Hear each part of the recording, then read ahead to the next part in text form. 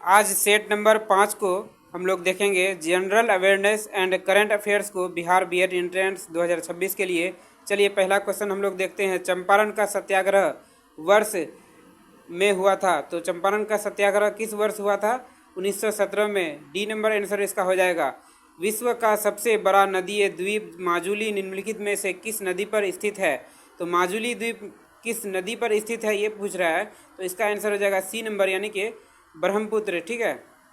चलिए अगला सवाल कह रहा है कि सीमांत उपभोग प्रवृत्ति से संबंधित होती है, तो इसका आंसर हो जाएगा डी नंबर यानी कि आय में परिवर्तन के साथ उपभोग परिवर्तन की दर। केंद्रीय मंत्रिमंडल की नियुक्ति कौन करता है? तो केंद्रीय मंत्रिमंडल की नियुक्ति प्रधानमंत्री की सलाह पर भारत के राष्ट्रपति करते हैं। ए नंबर सवाल आंसर हो जाएगा इसका। चलिए 60 नंबर के सवाल को हम लोग देखेंगे। मौलिक कर्तव्यों को भारतीय संविधान में वर्ष में शामिल किया गया। किस वर्ष शामिल किया गया? मौलिक कर्तव्यों को भारतीय संविधान में किस वर्ष शामिल किया गया? तो 1976 में। सी नंबर आंसर इसका हो जाएगा। चलिए अगला सवाल। भारत में बोडो भाषा क्या कर रहा है? भारत में बोडो भाषा मुख्य किस राज्य में बोली जाती है? ठीक है, तो इसका आंसर हो जाएगा डी नंबर यानी कि असम में। चलिए अगला सवाल। किस वर्ष में भारतीय संसद ने नागरिकता संबंधित कानून पारित किया? तो ये 1955। ए नंबर आंसर हो जाएगा। ऑप्शन नंबर ए आंसर हो जाएगा। चलिए 63 नंबर सवाल को हम लोग देखेंगे। अटल सुरंग दुनिया की सबसे लंबी राजमार्ग सुरंग है। यह मनाली को से जोड़ती है। रिक्त स्थान है यहाँ पे, फिर कह रहा है कि जोड़ती है, यानी कि किससे जोड़ती है? तो लाहौल स्पीति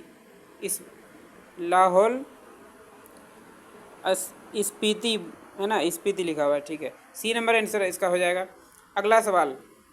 गरीबी रेखा की अवधारणा पर चर्चा करने वाले प्रथम राजनीति हस्ती व्यक्ति कौन थे? इसका आंसर हो जाएगा सी नंबर यानी कि दादा भाई नौरोजी। चलिए अगला सवाल। भारत के निम्नलिखित में से किस पड़ोसी देश का क्षेत्रफल सबसे कम है? भूटान का क्षेत्रफल सबसे कम है। चलिए क्योटो सम्मेलन का मुख्य मुद्दा क्या था? तो क्योटो सम्मेलन का मुख्य मुद्दा था ग्लोबल वार्मिंग। चलिए अगला सवाल हम लोग देखेंगे। कह रहा है कि ओम के नियम को परिभाषित करने में किसका मान अचर रहता है? तो ओम के नियम को अगर आप परिभाषित करेंगे तो ताप का मान अचर रहता है। चलिए अगला सवाल हम लोग देखने का कोशिश करेंगे। यहाँ पर कह रहा है कि अगला सवाल कि एक समान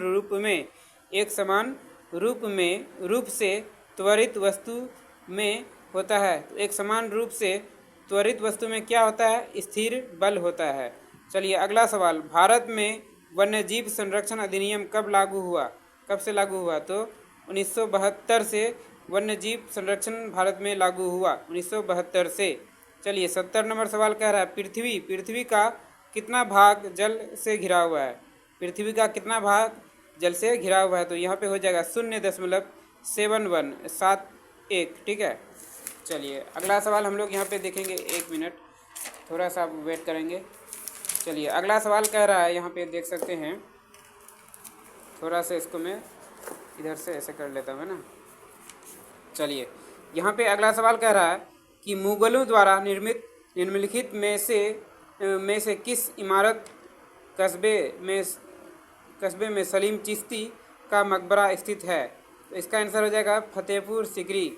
चलिए 88 नंबर सवाल कर रहा है भारतीय संसद में प्राक्कलन समिति के सदस्यों का चुनाव कौन करता है? इसका आंसर हो जाएगा डी नंबर यानी कि लोकसभा के सदस्य।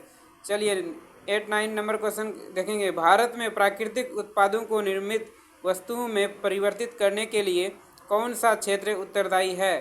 तो द्वितीयक क्षेत्र उत्तरदायी है। ठीक है, ये सब क्वेश्चन आएगा बीएड एंट्रेंस में। चलिए अगला 90 नंबर सवाल को हम लोग देखेंगे। 90 नंबर को यहाँ पे क्या कह रहा है कि निम्नलिखित में से कौन सा समुद्रगुप्त के शासनकाल का सबसे महत्वपूर्ण स्रोत है? तो समुद्रगुप्त के शासनकाल का सबसे महत्वपूर्ण स्रोत इन चारों में से कौन सा हो जाएगा? तो प्रयागराज प्रशस्ति हो जाएगा। चलिए भारत के निम्नलिखित में से किस क्षेत्र में उष्णकटिबंधीय सदाबहार वन पाए जाते हैं?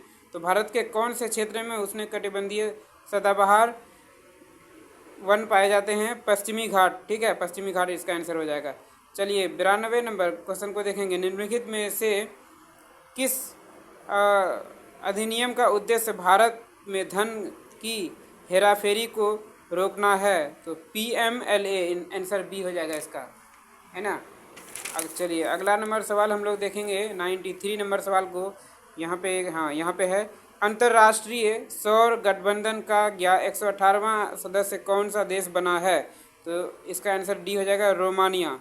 ठीक है, कौन बना है? रोमानिया। चलिए 94 नंबर सवाल को हम लोग देखेंगे। भारतीय स्वतंत्रता संग्राम के दौरान उग्र विचारवादियों और उत्तरवादियों संघर्ष में किस घटना ने निर्णायक मोड़ लिया? तो सूरत विभाजन, बी नंबर आंसर, ठीक है, बी ऑप्शन आंसर हो जाएगा। चलिए अगला सवाल कर रहा है 95 नंबर सवाल। सरकारी स्कूलों में AI आधारित अधिगम का समर्थन करने वाले कार्यक्रम का नाम क्या है? तो इसका आंसर हो जाएगा बी नंबर ऑप्शन, FLNXAXL। ठीक है, तो अब आज हम लोग 40 क्वेश्चन देख लिए सेट नंबर 5 के रुक्मिणी पब्लिकेशन के जो बुक हैं उससे। चलिए अगला क्वेश्चन हम लोग अगले क्लास में देखेंगे। तब तक के लिए जय हिंद, आपका दिन शुभ हो। जय हिंद, जय भारत।